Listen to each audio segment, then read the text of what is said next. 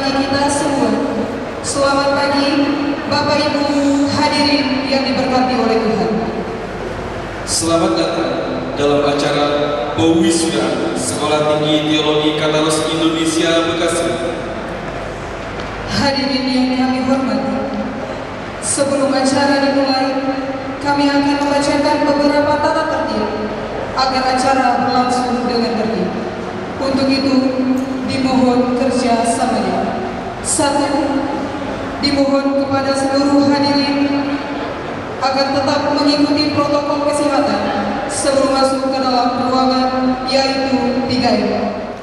Acara Wisuda Sekolah Tinggi Teologi Katolik Indonesia Bekasi, Jumat 10 Juni 2022. Hadirin yang kami hormati, puji syukur kepada Tuhan Yesus, pada hari ini akan berlangsung sidang Sena terbuka Sekolah Tinggi Teologi Katolik Indonesia Bekasi dengan tema Setia sampai akhir, 2 Timotius 4 ayat 6 sampai 7. Subtema menjadi pelayan yang berpikir kritis, komunikatif, kreatif, dan inovatif di era transisi.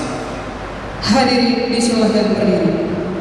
Prosesi Unsur pimpinan Sekolah Tinggi Teologi Katolik Indonesia Bekasi beserta para staf dosen, wisudawan, wisudawati memasuki ruangan upacara.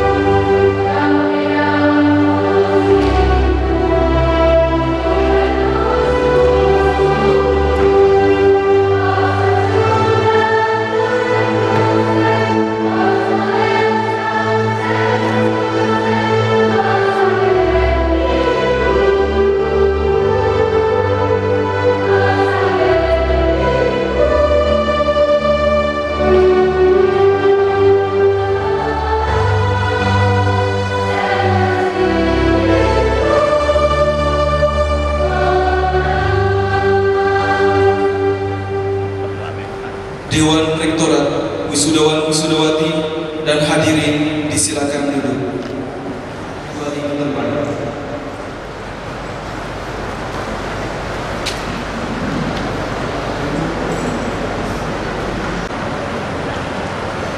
Bapak Ibu hadirin yang diberkati Tuhan, sebelum masuk pada acara pelantikan wisudawan, kita akan mulai dengan ibadah.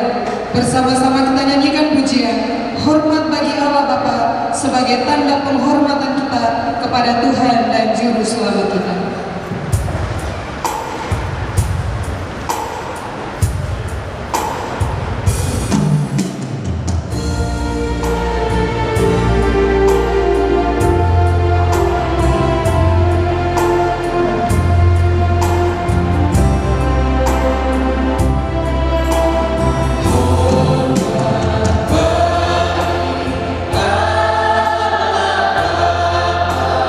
Oh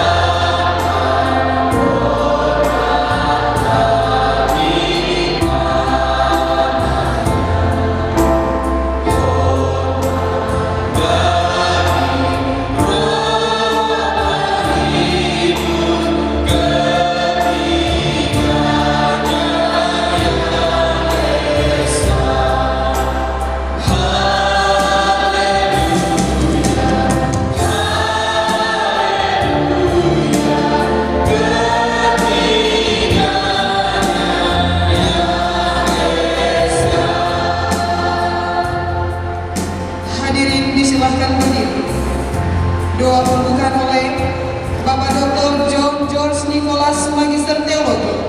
Disilakan. Haleluya, haleluya.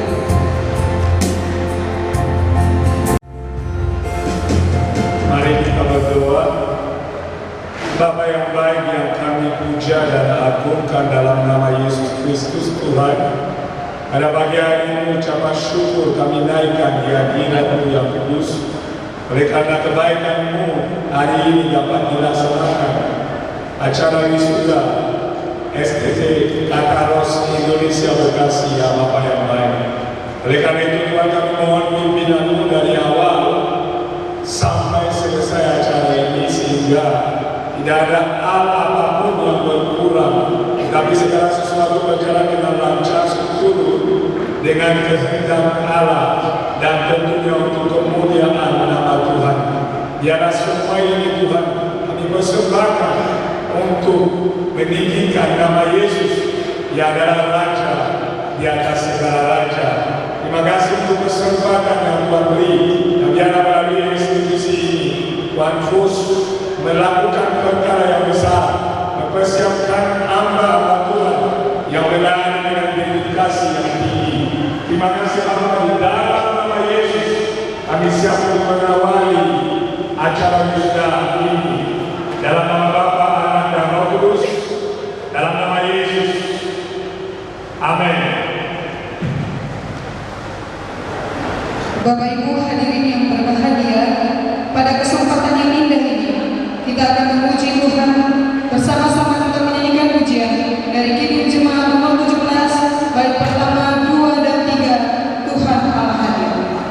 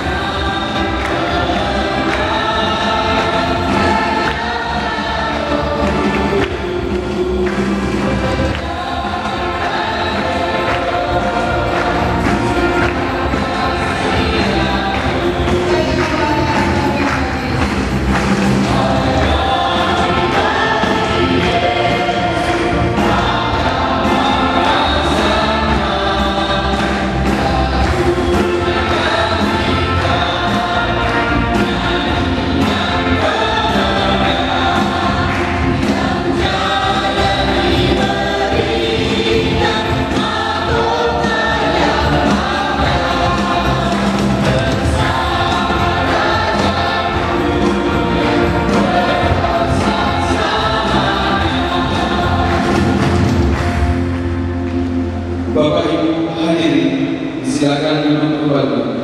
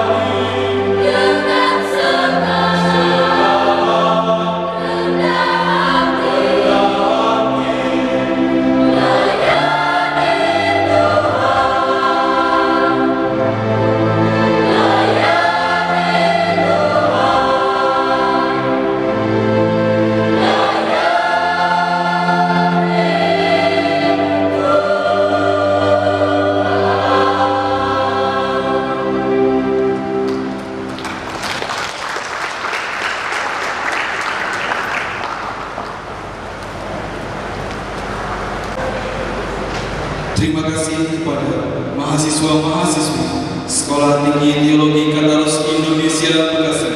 Tuhan Yesus memberkati.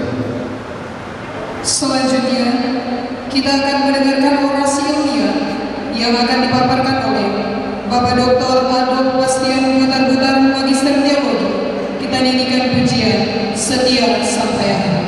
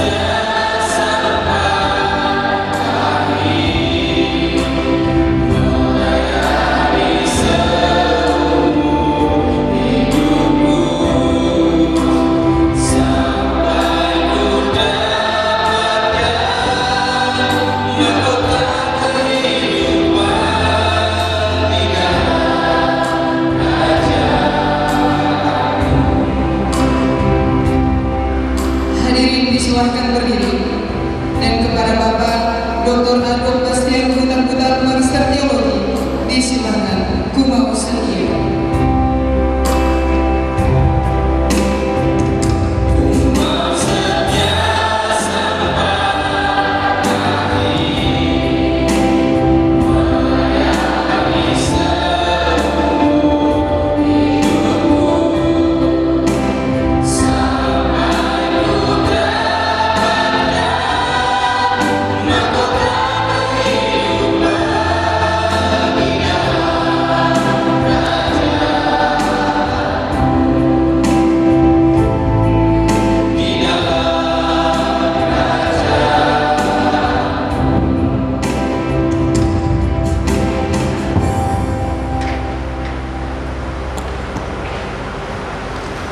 Bapak Ibu, para hadirin yang saya kasih dalam Tuhan, mari kita berdoa.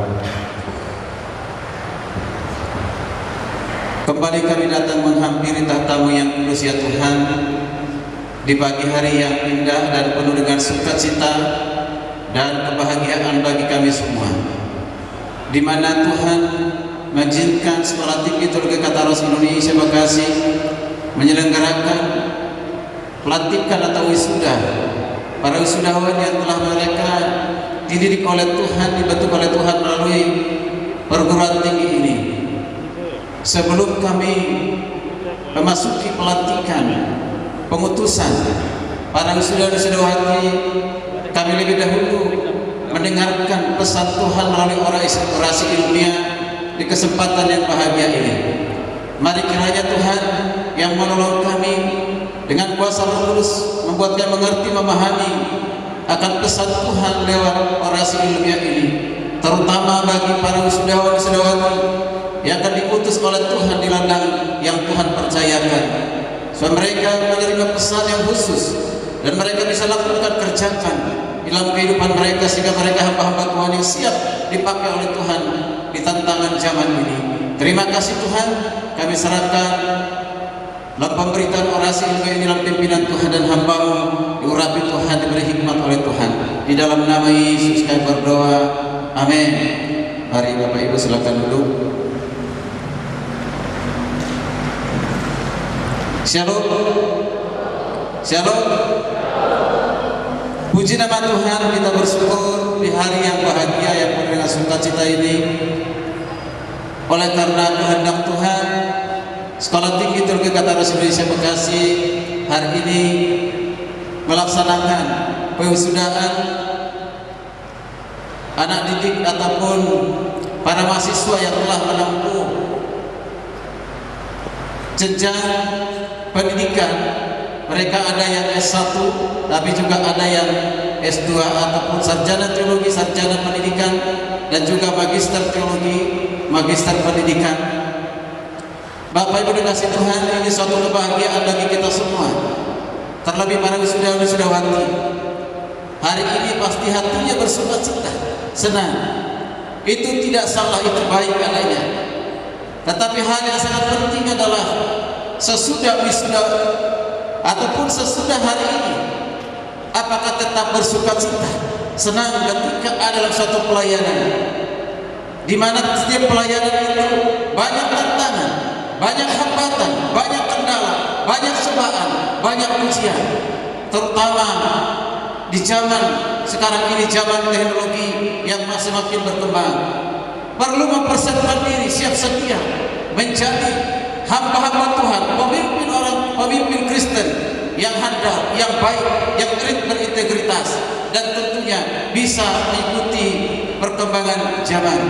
Maka hari ini sesuai dengan tema, yaitu setia sampai akhir, setia sampai akhir, dengan nas pembacaan diambil dari 2 Timotius 4 ayat 6 sampai ke 7. Nanti akan dibaca dalam penjelasan orasi ini dengan subtema menjadi pelayan yang berpikir kritis, komunikatif, kreatif, dan inovatif di era transisi.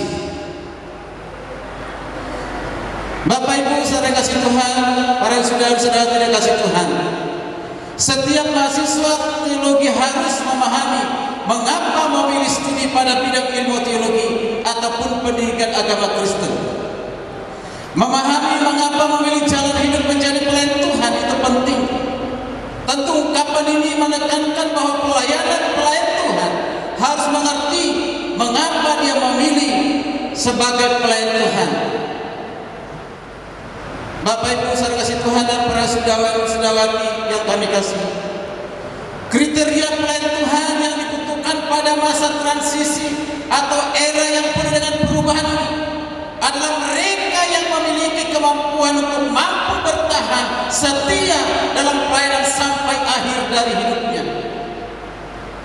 Hal ini dapat dilihat dan ditiru, diteladani dari kehidupan Rasul Paulus yang setia melayani di tengah besarnya goncangan hidup, setia melayani sampai akhir hidupnya. Ini yang dikatakan dalam 2 Timotius 4 ayat 6 sampai ke 7. Mengenai diriku dan darahku sudah mulai dicurahkan sebagai persembahan dan saat kematianku sudah dekat. Aku telah mencapai garis akhir dan aku telah memelihara iman. Aku telah mencapai garis akhir dan aku telah memelihara iman. Di ayat ini Paulus menegaskan bahwa pentingnya kesetiaan hamba Tuhan di dalam pelayanan hingga akhir hidupnya. Dunia sedang diperhadapkan dengan berbagai kemudahan dan juga godaan dan juga tantangan. Model-model dalam melakukan pelayanan semakin canggih. Gereja yang bersifat konvensional sudah mulai tergerus dan digantikan dengan gereja yang tidak dibatasi oleh ruang dan waktu. Kondisi ini menuntut para pelayan Tuhan untuk dapat mengaplikasikan diri, mengadaptasikan diri dengan kemajuan-kemajuan yang ada. Namun di balik kemudahan dan banyaknya tawaran-tawaran yang menggiurkan, pelayan Tuhan harus mampu menilai zaman. Di sekarang ini pekerjaan yang lebih cepat mendatangkan uang, harta dan kemewahan, yaitu sekarang orang berlomba-lomba menjadi YouTuber, perdagangan online, lapak online, judi online, koperasi online, dan yang lain sebagainya. Ini adalah satu tawaran-tawaran yang menggiurkan. Tawaran-tawaran ini bisa mempengaruhi pelayan Tuhan, bahkan bisa meninggalkan pelayanan, dan pelayanan itu hanya sebagai sampingan ataupun kegiatan ekstra atau tambahan. Itulah sebabnya pelayan Tuhan yang setia sampai akhir hidupnya, tetapi juga di era transisi ini harus siap atau siap sedia menjadi dan inovatif. Mari kita perhatikan bersama-sama apa yang dimaksud dengan transisi. Transisi adalah masa pergantian yang ditandai dari perubahan fase awal ke fase yang baru. Biasanya pada saat transisi keadaan belum stabil, belum benar-benar meninggalkan yang lama, dan belum sepenuhnya beradaptasi dengan yang baru. Kita saat ini dengan mengalami masa transisi setelah beberapa tahun dilanda pandemi COVID-19. Situasi belum sepenuhnya pulih kembali seperti sedia kala dan melumpuhkan segala sudut kehidupan manusia di dunia ini, termasuk di negara kita Indonesia. Transisi adalah peralihan dari suatu keadaan, tindakan, kondisi, tempat dan sebagainya keadaan, tindakan, kondisi atau tempat yang lain. Transformasi atau transisi pelayanan adalah perubahan struktural pelayanan pada suatu masa. Transisi ini mengakibatkan pelayanan harus mengalami perubahan dalam segala bidang, walaupun harus tetap mempertahankan kemurnian Injil. Di era transisi seperti sekarang ini membutuhkan pelayan-pelayan Tuhan yang mampu menghadapi bentuk peralihan model-model pelayanan dan dapat bertahan melayani dengan setia sampai akhir hidupnya. Hal utama yang perlu diperhatikan adalah tentunya integritas diri dari pelayan Tuhan. Integritas itu merupakan bagian dalam pelayanan. Integritas ini dapat diartikan sebagai apa? Kebuatan, keutuhan, kejujuran. Integritas dalam pelayanan Tuhan dalam artian yang utuh untuk mencakup layak dipercaya, secara utuh memiliki reputasi yang baik, bertumbuh dalam iman percayanya. Nah, oleh karena itu pelayan Tuhan harus mampu berpikir kritis, komunikatif, kreatif dan inovatif. Mari kita lanjutkan apa yang dimaksud dengan kritis. Harus dibedakan dengan krisis. Kritis, berpikir kritis adalah kepribadian yang mampu berpikir secara logis, yaitu suatu proses berpikir yang membangun ataupun konstruktif yang bertujuan untuk mencari solusi. Nilai berpikir kritis tidak terpisahkan dari nilai kejujuran, ketulusan dan juga kecerdikan. Berpikir kritis merupakan sebuah kemampuan untuk berpikir secara rasional dan tertata yang bertujuan untuk memahami hubungan antara ide dan atau fakta. Pemikiran kritis adalah sesuatu yang dapat membantu pelayan Tuhan dapat menentukan apa yang diyakininya. Berpikir kritis juga dapat diartikan sebagai kemampuan pelayan Tuhan untuk menarik suatu kesimpulan yang sah menurut aturan logika dan dapat membuktikan kesimpulan yang benar atau kesimpulan yang valid sesuai dengan pengetahuan sebelumnya yang sudah diketahui. Pelayan Tuhan yang berpikir kritis selalu berpikir tentang masa depan daripada masa lalu, selalu menanyakan alasan terlebih dahulu, melakukan sesuatu secara terencana dengan baik, selalu memastikan sebab dan apa akibatnya. Perkara mencapai target bukanlah sulit, mudah mendapatkan informasi dan jarang memikirkan satu hal yang terlalu lama. Dengan demikian dapat dikatakan bahwa konsep berpikir kritis akan mengantarkan seseorang untuk menuju keberhasilan atau menuju kepada kesuksesan. Mengapa? Karena dengan adanya kemampuan tersebut, seseorang dapat meresponi fenomena yang terjadi di sekitar dengan cepat dan tepat melalui aturan, pola serta prinsip tertentu di dalam benaknya. Para wisuda-wisuda yang kami kasih Tuhan, saudara dipanggil Tuhan dalam pelayanan, maka pelayanan Tuhan itu harus cerdik seperti ular dan tulus seperti merpati. Itu Itu yang dikatakan dalam Matius 10 ayat 16. Firman Tuhan berkata demikian, lihat, aku mengutus kamu seperti domba-domba di tengah-tengah serigala. Sebab itu hendaklah kamu cerdik seperti ular dan tulus seperti merpati. Upaya-upaya yang dapat ditempuh supaya meningkatkan diri dalam hal berpikir kritis, yaitu apa? Tidak boleh menelan informasi dengan bulat-bulat atau dengan mentah-mentah. Selalu mengajukan pertanyaan yang sifatnya mendasar. Suka membaca, mencari informasi yang akurat, berdiskusi dengan rekan sesama pelayan Tuhan.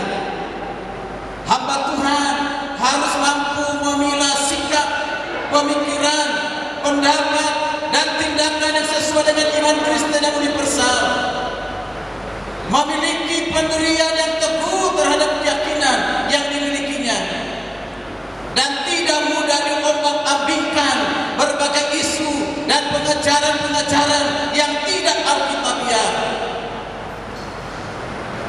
Misalnya saya kutip yang saat ini sedang tren dan bahkan viral. Ada ajaran mengatakan Mayor of God, not of God.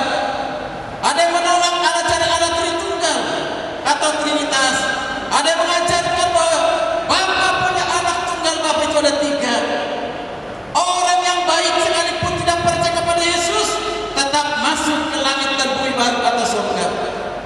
Bahkan mengajarkan ada dua keselamatan, yaitu keselamatan yang sempurna dan keselamatan yang tidak sempurna.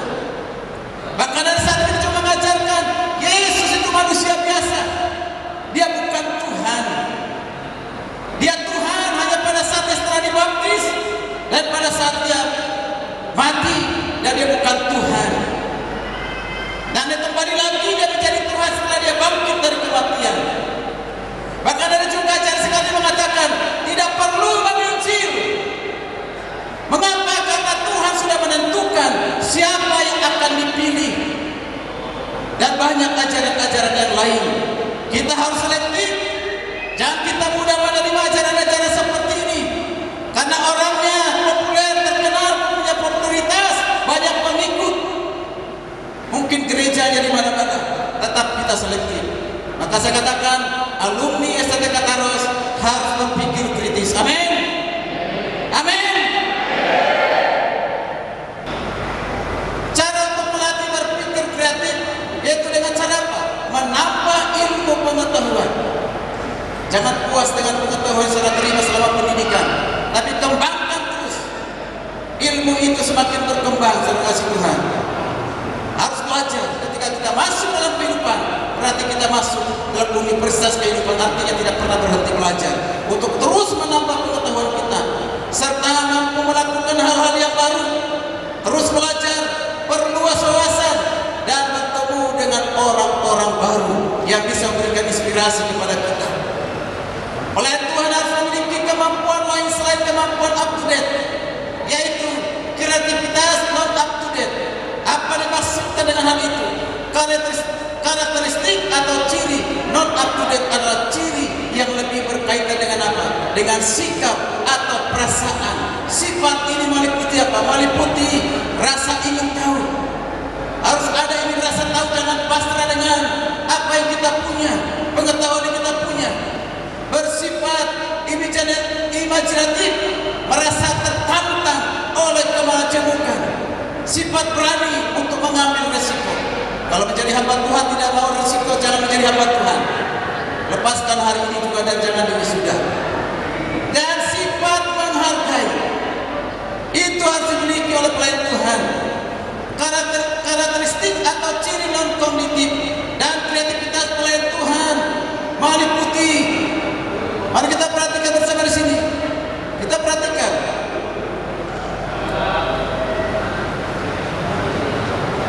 Kognitif adalah proses berpikir dengan ciri-ciri yang saya katakan tadi. Berpikir dengan lancar, memiliki keterampilan berpikir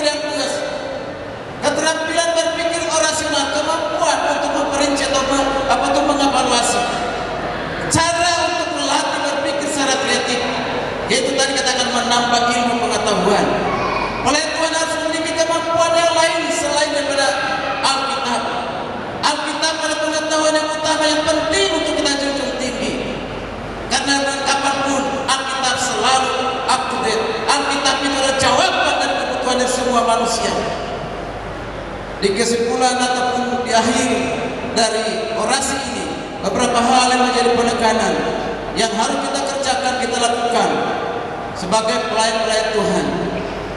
Beberapa kriteria sikap pelayan Tuhan yang dibutuhkan dalam pelayanan adalah mereka yang mampu membawa perubahan ataupun inovasi kreatif. Mereka adalah pelayan Tuhan yang memiliki kepribadian yang efektif, edukatif, evaluatif, energik, dan emansipatif. Dalam zaman yang syarat dengan tantangan ini, seorang pelayan Tuhan harus memiliki keberanian berinovasi dalam hidup dan mengembangkan diri secara dinamis, bermakna, dan bermutu. Memang potret pelayanan yang ideal sulit dan namun kita tetap dapat mendapatkan suatu atau katakan menerka suatu profil yang pasti dalam memasuki era transisi ini. Terkasih Tuhan, pelayan Tuhan diperhadapkan dengan banyak tantangan tadi, banyak godaan, banyak ujian. Di era transisi membutuhkan pelayan setia sampai akhir. Pelayan Tuhan yang mampu berpikir kritis, yang mampu berkomunikasi dengan baik ataupun komunikatif, harus kreatif dan juga harus inovatif. Hal tersebut dapat menciptakan apa? Kewibawaan dalam diri seorang pelayan Tuhan. Kewibawaan sebagai suatu kualitas atau daya pribadi individu pelayan Tuhan. Kualitas tersebut mengakibatkan pihak lain tertarik, bersikap mempercayai, menghormati, dan menghargai secara intrinsik atau sadar ikhlas secara intrinsik pula akan mengikutinya. Unsur berpengaruh terhadap kewibawaan tersebut ada beberapa hal mencakup. Yang pertama itu pentingnya keunggulan, rasa percaya diri, ketetapan dalam pengambilan keputusan, tanggung jawab atas keputusan yang telah diambil, keseimbangan menjaga keempat unsur ini menjadikan diri pelayan Tuhan memenuhi tuntutan pelayanan di era transisi atau di era yang mengalami banyak perubahan.